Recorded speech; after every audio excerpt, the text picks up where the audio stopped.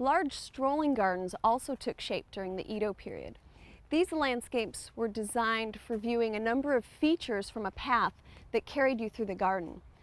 The strolling garden was closely associated with tea ceremony gardens as they housed a number of small spaces where several different tea ceremonies could take place at the same time.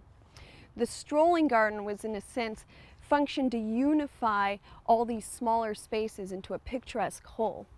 A famous landscape designer of the time, Kobori Enshu, created a number of notable gardens in the early 1600s.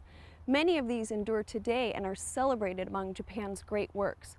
As a master of the tea ceremony, Enshu designed several tea gardens, but he also turned to earlier styles in his work, including kari-san-sui, or dry landscape gardens, as well as the pond and island style garden.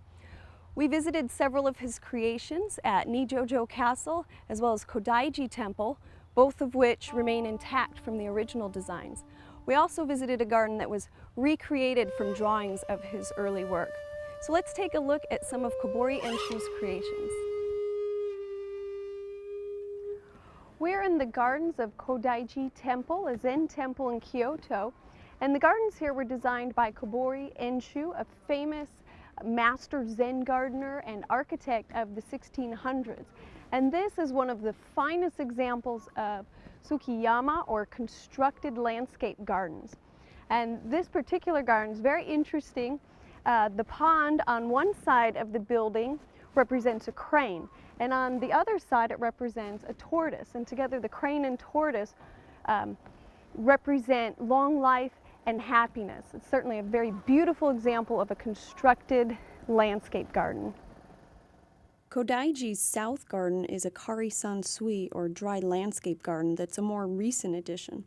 It features a large area of raked gravel that's punctuated by conical gravel formations, and it's surrounded by an undulating border of moss and stone that's reminiscent of a shoreline. The raked gravel of the kari-san-sui is meant to evoke the rippled patterns that form on the water's surface. Like many traditional kari-san-sui gardens, this garden is intended to be viewed from a single vantage point.